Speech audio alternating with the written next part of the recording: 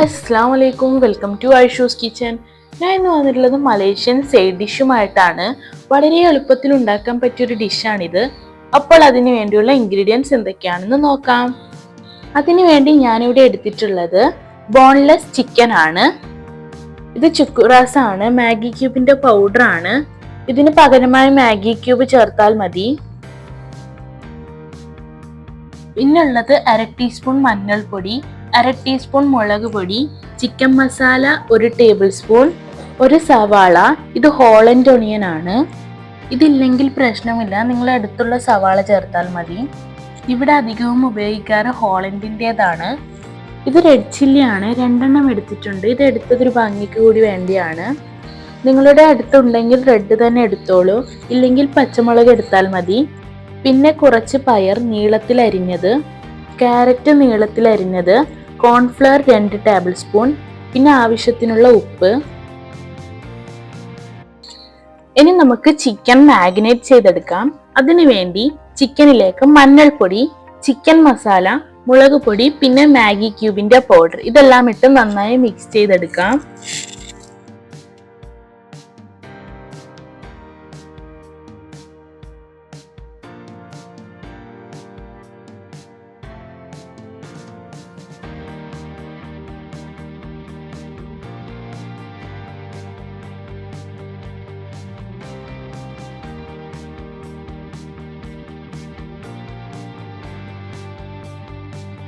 നന്നായി മിക്സ് ചെയ്ത ശേഷം ഇതിലേക്ക് കോൺഫ്ലവർ കൂടി ഇട്ട് കൊടുക്കുന്നുണ്ട്. കോൺഫ്ലവർ ചിക്കനിലേക്ക് നന്നായി മിക്സ് ചെയ്ത് കൊടുക്കാം.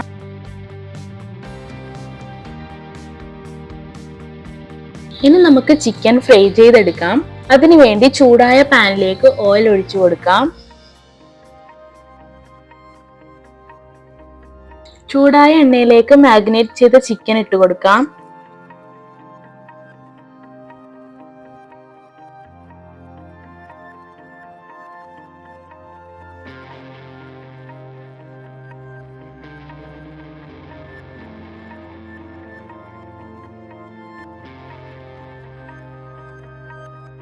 ഇനി ഇതെല്ലാം ഇളക്കി കൊടുക്കുന്നുണ്ട്.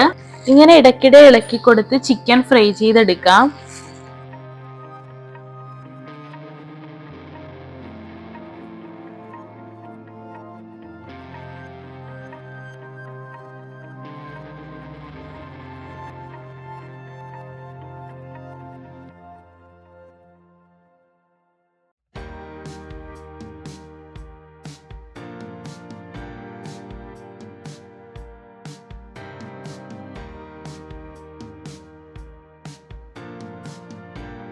ചിക്കൻ പുറമേ നല്ല ക്രിസ്പിയും ഉള്ളിൽ നല്ല സോഫ്റ്റുമായിട്ടാണ് ഉണ്ടാവുക. ചിക്കനൊക്കെ നന്നായി ഫ്രൈ ആയിട്ടുണ്ട്. ഇനി നമുക്കിത് കോരി മാറ്റാം.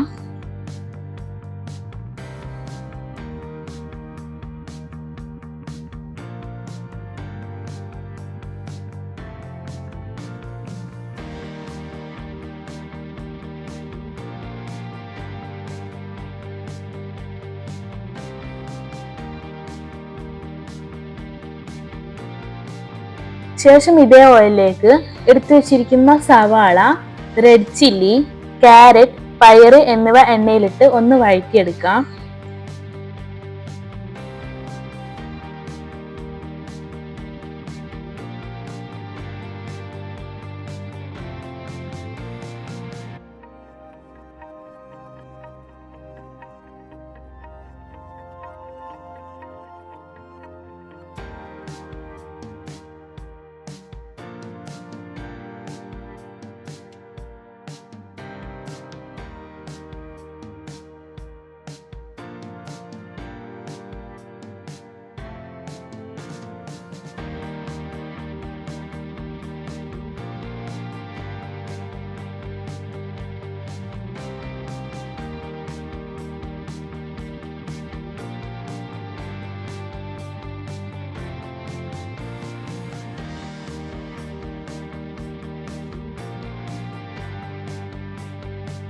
അധികം വഴന്നു വരേണ്ടതില്ല.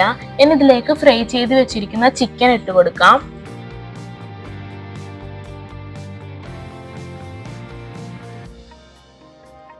ചിക്കൻ ഇട്ട ശേഷം ഒരു 5 മിനിറ്റ് ഇളക്കി കൊടുക്കാം.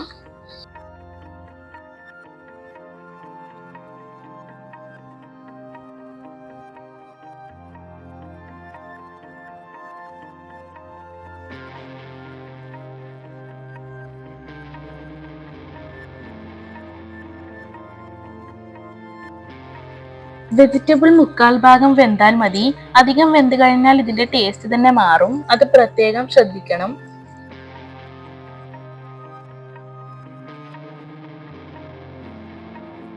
അപ്പോൾ ഇത് അയാംകൂനിറ്റ് ഇവിടെ റെഡി ആയിട്ടുണ്ട്. ഇതുപോലുള്ള വെറൈറ്റി ഡിഷിന്റെ റെസിപ്പി ഇനിയും വേണമെങ്കിൽ നിങ്ങളുടെ സപ്പോർട്ട് വേണം.